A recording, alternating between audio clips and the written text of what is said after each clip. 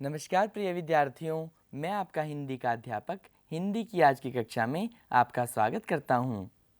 बच्चों, क्या आपको कहानी सुनना अच्छा लगता है? हाँ, तो चलो एक कहानी सुनते हैं।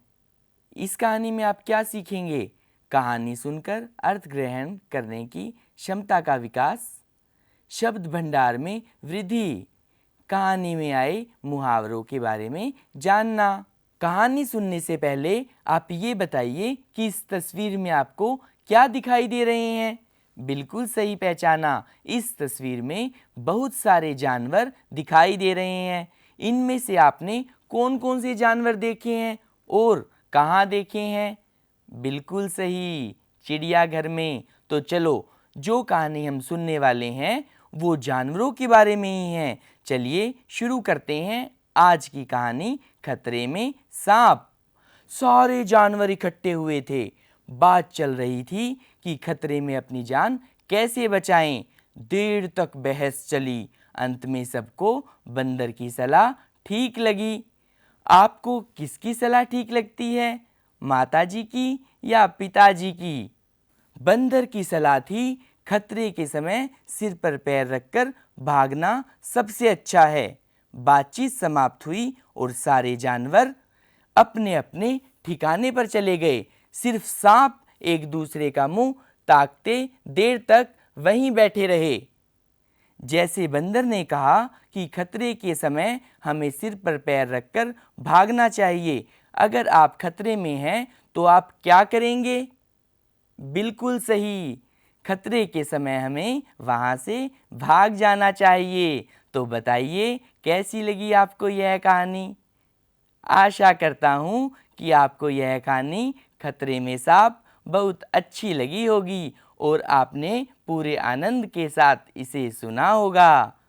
चलिए, अब समय है कहानी से संबंधित कुछ प्रश्नों का। पहला प्रश्न है, सारे जानवर किस लिए इकट्ठा हुए थे? बिल्कुल सही जवाब, खतरे के समय जान कैसे बचाएं, इस बारे में बात करने के लिए सारे जानवर इकट्ठे हुए थे। अगला प्रश्न है, अंत में सभी जानवरों को किस जानवर की सलाह ठीक लगी? सोचिए सोचिए।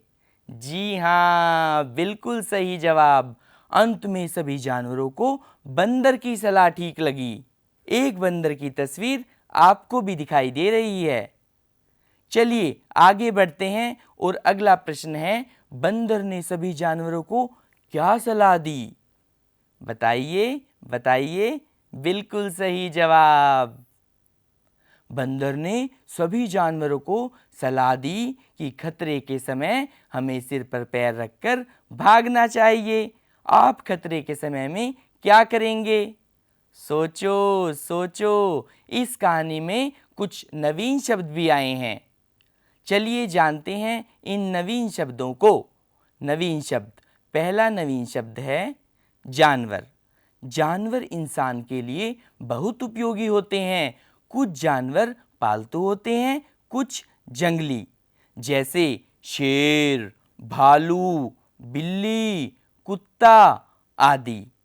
अगला नवीन शब्द है इकट्ठे। इकट्ठे का मतलब है एक साथ। जैसे सीमा ने अपने सारे खिलौने इकट्ठे किए। सारे जानवर इकट्ठे हुए। अगला नवीन शब्द है सलाह। सलाह का अर्थ है राय और परामर्श। जैसे हमें अपने माता पिता की सलाह माननी चाहिए। सभी जानवरों ने बंदर की सलाह मानी। प्यारे बच्चों, हमारे माता पिता हमेशा हमारा भला सोचते हैं, इसलिए हमें उनकी सलाह माननी चाहिए। चलिए आगे बढ़ते हैं और हमारा अगला नवीन शब्द है समाप्त। इसका अर्थ है खत्म। जैसे जानवरों की बैठक समाप्त हुई, मेरी माताजी और चाची जी की बातचीत समाप्त हुई। अगला शब्द है ठिकाने। हमारा अगला नवीन शब्द है। ठिकाने शब्द का अर्थ है ठहरने या रहने की जगह। जैसे सभी जानवर अपने अपने ठिकाने चले गए। मतलब जानवरों के ठहरने की जो जगह थी, सब जानवर वहाँ चले गए। शेर गुफा में चला गया, चिड़िया अपने घोंसले में चली गई। इंसान का ठिकाना क्या है? सोचिए। कहानी में कुछ ऐसे शब्द आए हैं जिनका अर्थ कुछ और है और उनको बोल कुछ और रहे हैं, जैसे सिर पर पैर रखकर भागना, दूसरा एक दूसरे का मुंह ताकते रहना। इन्हें मुहावरे कहते हैं। चलिए अब जानते हैं इन मुहावरों के अर्थ।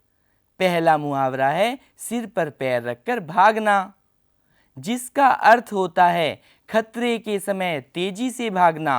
चलिए अब इसको वाक्य में प्रयोग करते हैं। खतरे के समय हमें सिर पर पैर रखकर भागना चाहिए। दूसरा वाक्य है शेर को देखकर हिरण सिर पर पैर रखकर भाग निकला। अगला मुहावरा है एक दूसरे का मुंह ताकते रहना। इसका अर्थ है एक दूसरे की तरफ देखते रहना। वाक्य में प्रयोग, जैसे सांप एक दूसरे का मुंह ताकते रह गए।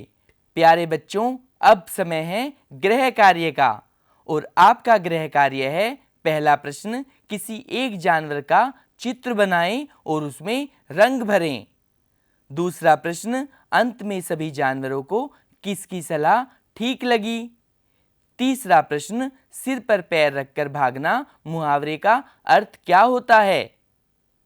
बच्चों, आज हमने एक बहुत अच्छी कहानी पढ़ी। हमने कुछ नए शब्द भी जाने और अंत में कुछ मुहावरे भी जाने। मुझे उम्मीद है कि आपके लिए यह पाठ मज़ेदार और ज्ञानवर्धक रहा होगा। तो मैं अब विदा लेता हूँ।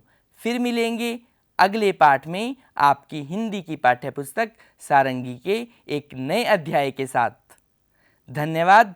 आपका दिन मंगलमय हो। नमस्कार।